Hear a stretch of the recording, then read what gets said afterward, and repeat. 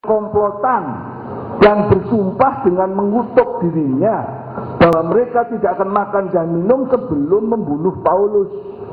Ini orang-orang Yahudi yang bukan rasul-rasul, yang memang anti kekristenan. Nah, kok ini dianggap suara Kristen, seolah-olah Paulus itu palsu. Ini nanti akan kacau. Bagaimana kalau kami mengutip tulisan-tulisan teman Islam yang dianggap murtad, misalnya Salman Rushdie dan sebagainya, lalu seolah-olah itu Quran.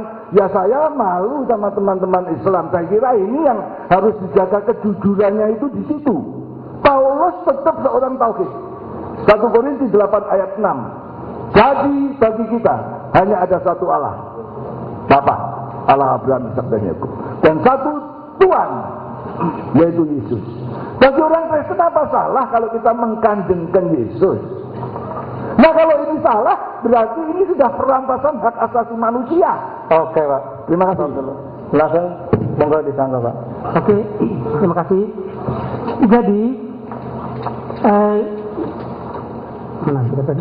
kalau dikatakan bahwa Paulus itu didukung oleh Petrus, didukung oleh Yakobus, itu sebenarnya tidak benar, karena bukti-bukti yang memperlihatkan ya bahwa justru Paulus Petrus ini mengirimkan surat, ya.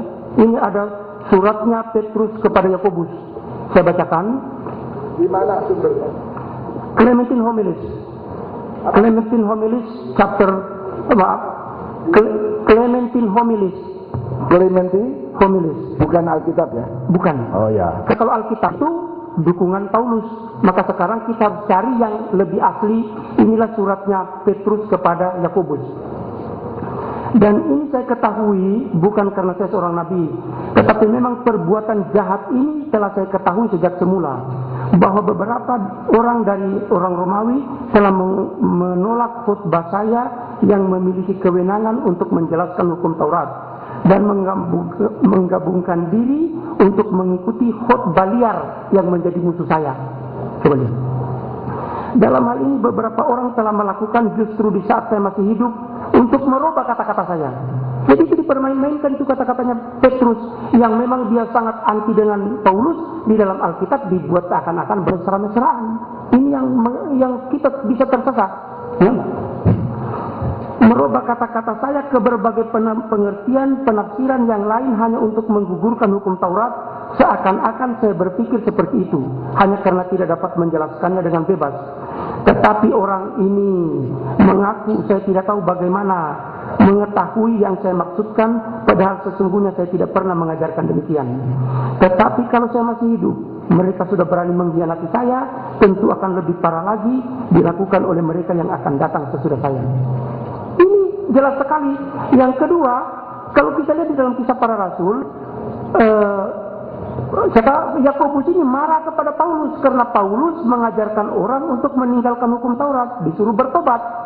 Ya, jadi di sini Paulus ini telah menggugurkan hukum Taurat, kemudian melakukan kedustaan-kedustaan dengan mengatakan bahwa inilah firman Allah, padahal tidak pernah difirmankan. Jadi Paulus ini mencatut firman Allah dengan kedustaan-kedustaan. Nah, inilah yang kemudian melahirkan, makanya dia dikejar-kejar untuk dibunuh. Siapa yang kejar-kejar untuk dibunuh? Mereka yang mempertahankan hukum Taurat. Paulus ingin menggugurkan hukum Taurat. Dia mengatakan bahwa hukum itu saya anggap sampah. Padahal Yesus mengatakan, not one jot or one iota will be removed from the law. Tidak akan satu titik atau satu iota pun akan dihilangkan dari hukum Taurat. Paulus mengatakan hukum Taurat itu sampah. Klarifikasi, Pak. Ya. Di mana tertulis dalam kitab suci Paulus mengatakan hukum Taurat itu sampah. Sedikit klarifikasi juga, Pak. Pendapat Paulus di dalam Roma pasal 3 ayat 31. Jika demikian, adakah kami membatalkan hukum Taurat karena iman? Sama sekali tidak. Sebaliknya kami meneguhkannya. Jadi ada satu pemahaman yang bersifat metafora dan alegoris dari kata-kata Paulus bahwa hukum Taurat itu dalam tanda kutip ya, kalah dalam tanda kutip ya dengan kasih karunia. Bukan berarti bahwa tidak melakukan hukum Taurat. Paulus sangat mengingat apa yang dikatakan Yesus di dalam Matius 5 ayat 20. Jikalau kehidupan keagamaanmu tidak lebih baik daripada orang-orang Yahudi, artinya menurut hukum Taurat, maka sedikit kamu tidak masuk surga. Yang kurang adalah orang-orang Yahudi itu seringkali disebut oleh Paulus dalam Roma pasal 10 ayat 1-3, mereka giat tetapi tidak mengerti kehendak Allah. Artinya Paulus tidak menyukai legalisme, penurutan hanya karena takut, penurutan hanya karena legalis. Tapi Paulus ingin agar kita menurut hukum itu karena kita cinta, karena kita kasih. Maka di dalam Roma 3:31 dia menegaskan, kami tidak pernah membatalkan hukum Taurat, kami meneguhkannya. Oke, coba Pak. Silakan Pak, langsung sana Pak. Coba ini tinggal 10 menit lagi Pak, kita waktu kita yang Jadi, nanti. mengenai permintaan Pak Jayadi, silakan buka Filipi pasal 3:8, ya kan? Maka malahan segala sesuatu ku anggap rugi karena pengenalan akan Kristus Yesus Tuhanku lebih mulia daripada semuanya. Oleh karena dialah aku telah melepaskan semua itu, yakni hukum Taurat, dan menganggapnya sampah. Ya.